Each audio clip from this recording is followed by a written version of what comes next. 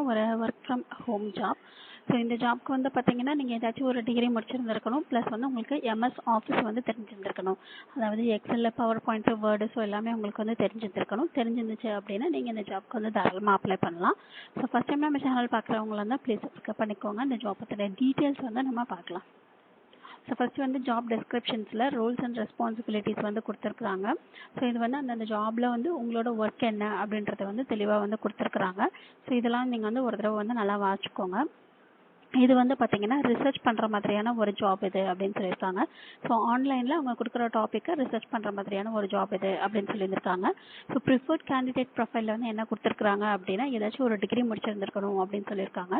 So BBA, BCom, BSc, BA, அப்புறம் MBA, MCom, so இது மாதிரி எது முடிச்சிருந்தாலும் சரி ஏதாச்சும் ஒரு டிகிரி முடிச்சிருந்துருக்கணும் அப்படின்னு சொல்லியிருக்காங்க. அதுக்கப்புறம் வந்து பார்த்தீங்கன்னா 0 to 1 years தான் வந்து எக்ஸ்பீரியன்ஸ் வந்து கேட்டிருக்காங்க. ஸோ அந்த எக்ஸ்பீரியன்ஸ் வந்து எது ரிலேட்டடாக கேட்டிருக்காங்கன்னா ரிசர்ச் ரிலேட்டடாக வந்து கேட்டிருக்காங்க. ஏன்னா இது வந்து ஒரு ரிசர்ச் ரிலேட்டடான ஒரு ஜாப் இல்லையா. ஸோ உங்களுக்கு வந்து இன்டர்நெட்டில் ரிசர்ச் பண்ண தெரிஞ்ச எக்ஸ்பீரியன்ஸ் இருந்துச்சு அப்படின்னா ஓகே அப்படின்னு சொல்லியிருந்திருக்கிறாங்க. ஸோ டேட்டா அனாலிசிஸ் வந்து பேசிக்ஸ் வந்து தெரிஞ்சிருந்தது தான் பெட்டர் அப்படின்னு சொல்லியிருக்காங்க. ஸோ இதெல்லாம் வந்து கண்டிப்பாக தெரிஞ்சிருந்திருக்கணும் அப்படின்னு சொல்லலாம். ஏன்னா 0 to 1 year தான் கொடுத்துருக்காங்க.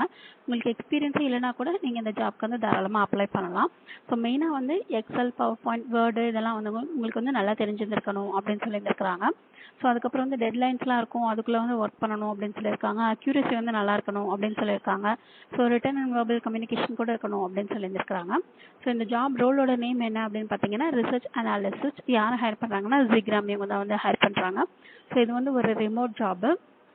டிஸ்கிரிப்ஷன் பாக்ஸில் இருக்க லிங்கை கிளிக் பண்ணி இந்த ஜாப் பற்றின டீட்டெயில்ஸ் எல்லாம் ஒரு தடவை செக் பண்ணிக்கோங்க. ஸோ மறுபடியும் சொல்கிறேன், இதில் வந்து என்ன தேவை அப்படின்னா ஒரு டிகிரி முடிச்சிருந்துருக்கணும், எம்எஸ் ஆஃபீஸ் வந்து உங்களுக்கு வந்து நல்லா தெரிஞ்சிருந்துருக்கணும்.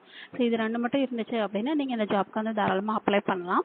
ஸோ இந்த ஜாப் பிடிச்சது அப்படின்னா அப்ளை பண்ணுங்கள். இந்த வீடியோ பிடிச்சதுன்னா லைக் பண்ணுங்கள், ஷேர் பண்ணுங்கள், சப்ஸ்கிரைப் பண்ணுங்கள். தேங்க்யூ.